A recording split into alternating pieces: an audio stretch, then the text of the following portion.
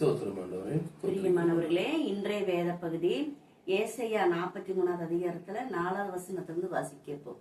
சோத்திரமாண்டவரே, நீ என் பார்வைக்கு அருமையானபடியினால் கணம் பெற்றாய். நான் உன்னை சிநேகித்தேன். ஆதலால் உனக்கு பதிலாக மனுஷர்களையும் உன் ஜீவனுக்கு ஈடாக ஜனங்களையும் கொடுப்பேன். பயப்படாதே, நான் உன்னோட இருக்கிறேன். நான் உன் சன்னதியை கிழக்கிலிருந்து வரப்பண்ணி உன்னை மேற்கிலும் இருந்து கூட்டி சேர்ப்பேன். ஆமென். அல்லேலூயா.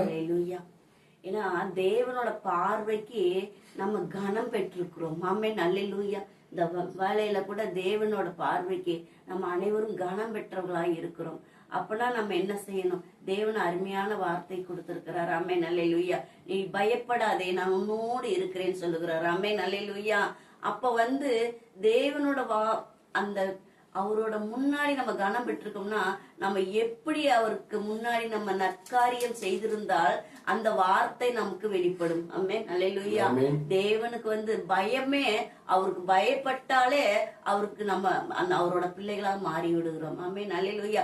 அவரோட வார்த்தைக்கு என் வார்த்தைக்கு எவன் ஒருவன் நடுங்குறானோ அவன் அவன் அவன் என் பார்வைக்கு கனம் பெற்றவன் சொல்லுகிறார். ஆமென். அல்லேலூயா. அப்ப நம்ம அவர் வார்த்தைக்கு நடுங்குறவர்களாக இருக்கணும். அவர் ஒவ்வொரு 10 கட்டளையின் கொஞ்சத்தில் உண்மையாய் இருந்தால் நான் அதிகத்திலும் அதிகாரியாக்குவேன் சொல்லுகிறார். ஆமென். அல்லேலூயா.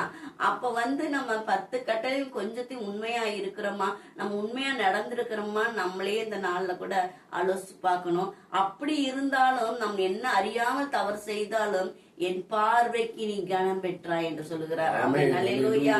அப்ப பயப்படாதே, நான் உன்னோடுதான் இருக்கிறேன் என்று சொல்லுகிறார். ஆமென். அல்லேலூயா. ஏன்னா சந்ததியிலே எல்லாம் உனக்கு ஜனத்தையும் கொடுத்து எல்லா ஐஸ்வர்யத்தையும் கொடுக்கிறேன்னு சொல்லுகிறார். ஆமென். அல்லேலூயா.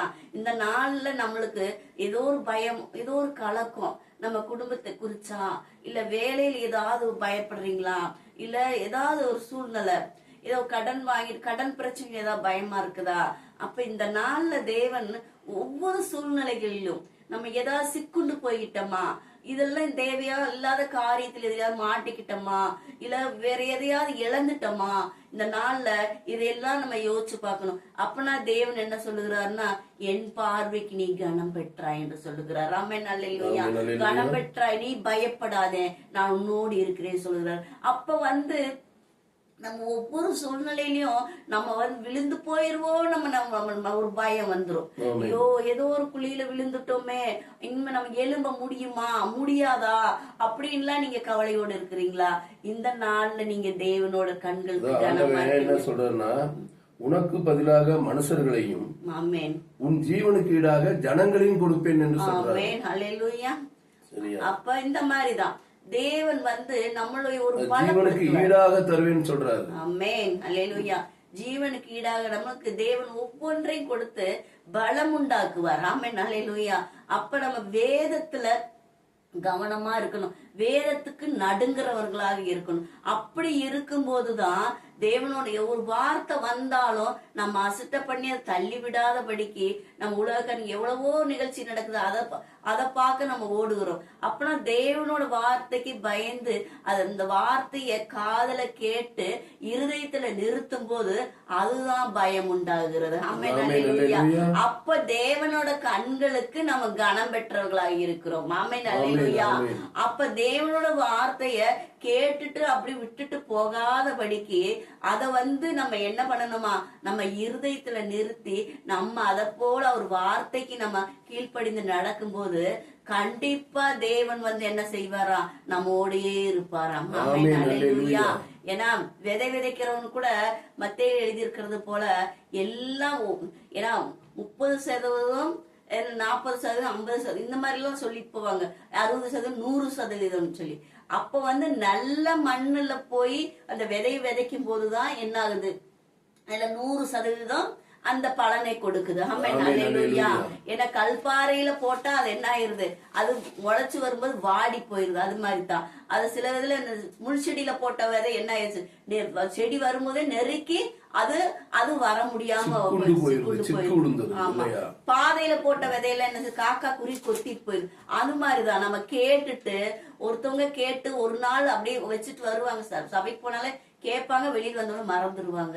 அப்புறம் அதே மாதிரி தான் ஒவ்வொருத்தவங்க ஒரு நாள் 2 நாள் அந்த இது இருக்கும், அப்புறம் அப்படியே மறந்துடுவாங்க. அந்த வசனத்தை மறந்துடுவாங்க. அதுல எப்படி நம்ம சொன்னாங்க, தேவன் எந்த வழியா பேசினாரு, அதெல்லாம் மறந்துடுவாங்க. அதுதான் ஒருத்தவங்க கேட்டாங்கன்னா அந்த வாரம் முழுவதும் அந்த வசனத்தை கேட்டு அதன்படியே அந்த வசனம் அவருக்குள்ள இடைப்பட்டு கொண்டே இருக்கும். அந்த வார்த்தை தான் 100% பலன்கள். ஆமென், அல்லேலூயா. அந்த இருதயத்துல அந்த வசனத்தை நிப்பாட்டும் போதுதான், அது நிப்பாட்டி அதில் மாதிரி செயல்படும் போதுதான் கண்டிப்பா தேவனோட வார்த்தை, ஏன்னா தேவனோட பயம் எல்லாமே இருக்கும். நம்ம 100% பலனை நம்ம காண போகிறோம். ஆமென், அல்லேலூயா. நான் வடக்கை நோக்கி கொடு என்றும் தெற்கை நோக்கி வைத்திராதே என்றும் சொல்லி தூரத்திலிருந்து என் குமாரரையும் பூமியின் கடையாந்தரங்களிலிருந்து என் குமாரத்திகளையும் நான் என் மகிமைக்கென்று சிருஷ்டிக்கு உருவாக்கி படைத்து என் நாமத்தரிக்கப்பட்ட யாவரையும் கொண்டு வா என்பேன். ஆமேன், அல்லேலூயா, அல்லேலூயா. அப்ப ஒவ்வொன்றையும் அவரோட நாமத்தை சொல்லும் போது எல்லாமே நடக்கும். ஆமென், அல்லேலூயா. ஏன்னா அவரோட நாமம் தான், ஏன்னா அவரோட நாமத்தை சொல்ல சொல்ல சொல்ல எல்லாத்திலும் வடக்கிலும் தெற்கிலும் இருந்து எல்லாத்தையும் கொண்டு வர சொல்லுவாராம். ஆமென், அல்லேலூயா. ஏன்னா அவருக்கு பயந்தவர்களாக நம்ம இருக்க வேண்டும். ஆமென், அல்லேலூயா. அவருக்கு பயந்து நம்ம நடக்கும்போது அவர் கட்டளையில கண்டிப்பா ஒரு வார்த்தைக்கு செவி கொடுத்து அதை கேட்கணும். அதே போல நம்ம நடக்கணும். ஆமென், அல்லேலூயா. ஏன்னா தேவன் ஒன்னையும் தவறான வார்த்தை எதுவுமே கொடுக்கல. தேவன் ஒவ்வொன்னுலயும் நம்ம போய் எதிரி மாட்டிக்க கூடாது, எதிரி பிள்ளைக்கு தவறான போயிடக்கூடாது, பிள்ளைங்க சிக்குண்டு போயிடக்கூடாது அப்படின்னு சொல்லிதான் ஒவ்வொரு நாளும் ஒவ்வொரு வார்த்தை கொடுத்து கொண்டு இருக்கிறார். ஆமென், அல்லேலூயா. அந்த வார்த்தை கேட்டு செயல்பட்டு நம்ம நடக்கும்போது கண்டிப்பா தேவன் பெரிதான ஆசீர்வாதத்தை கொடுப்பார். அவர் ஒரு தேசத்தை கொடுப்பார். ஏன்னா நம்ம ஆபிரகாமுக்கு சொல்லியிருக்காரு இல்லையா, நீ போகிற இடத்தையெல்லாம் நீ உமக்கு சுதந்திரித்து கொடுப்பேன்னு சொல்லி.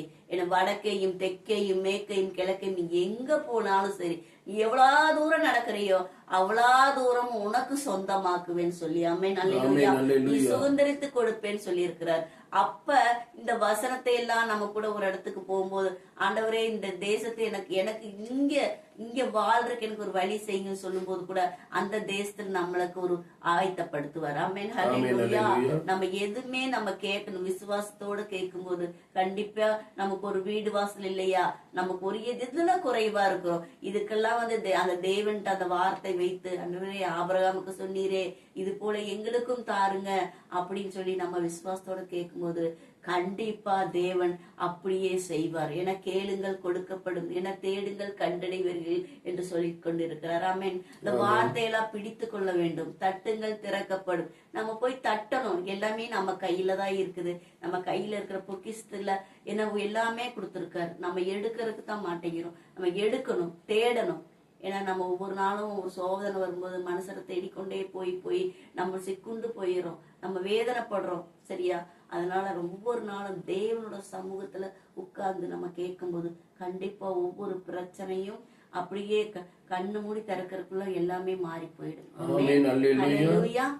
கேட்ட வார்த்தைக்காக ஜெபித்துக் கொள்ளலாம். சோத்திரிக்கிறார் ராஜா, சோத்திராண்டவரே. இந்த வேளையில கூட தகப்பனே ஏசையா 43வது அதிகாரத்துல நாங்க தானித்தோம் சுவாமி. அப்பா அந்த வார்த்தைப்படி ஆண்டவரே தகப்பனே யாரெல்லாம் ஆண்டவரே இல்ல என் கண்ணுக்கு நீ கனம் பெற்றவனாய், ஒவ்வொருவரும் நாங்கள் கனம் பெற்றவர்களாக இருக்கிறோம் சுவாமி. அப்பா அதுக்காக நன்றி சொல்லுகிறோம் ராஜா. ஒவ்வொருவரையும் ஆண்டவர் உங்க கரத்துல கொடுக்கிறோம் சுவாமி. யாரெல்லாம் பயத்தோடு இருக்கிறாங்களா ஆண்டவரே, வேதனையோடு இருக்கிறாங்களா சாமி, கத்தாவே நிந்தையோடு இருக்கிறாங்களா, அவங்க பிரச்சனையெல்லாம் மாறும்படி இயேசு கிறிஸ்து நாமத்துல நாங்க கட்டளை கொடுக்கிறோம் சாமி. அனைவரையும் ஆசீர்வதிங்க ராஜா. தகப்பனே அனைவரையும் பலப்படுத்துங்கப்பா. ஒவ்வொரு சூழ்நிலையிலும் மாத்துற தேவனா இருக்கிறீர் ராஜா. தகப்பனே ஒவ்வொரு சூழ்நிலைகளையும் ஆண்டவரே தகப்பனே ராஜா பயத்தோடு நடுக்கத்தோடு எந்த சூழ்நிலையில அவர் சூழ்நிலையில மாற்றமா இருக்குதா, இந்த சூழ்நிலை நம்மளுக்கு நடக்குமா நடக்காதா என்று தகப்பனே ஆலோசித்து கொண்டு இருக்கிறாங்களப்பா. அவங்களுக்கெல்லாம் ஆண்டவரே இந்த வார்த்தை பலப்படுத்திட்டு சாமி. நீர் தகப்பனே அவர்களோடு இருக்கும்படி உங்க கரை அவங்க மேல இருக்கும்படிக்கு நாங்க ஜெபிக்கிறோம். அனைவரையும் ஆசீர்வதிங்க ராஜா. அனைவரையும் ஆசீர்வதிங்க, பலப்படுத்துங்க. உங்க கரத்துல கொடுக்கிறோம் சாமி. எங்களே தாழ்த்தி உங்க கரத்துல கொடுக்கிறோம். ஜீவனுள்ள நல்ல பிதாவே. ஆமென், ஆமென்.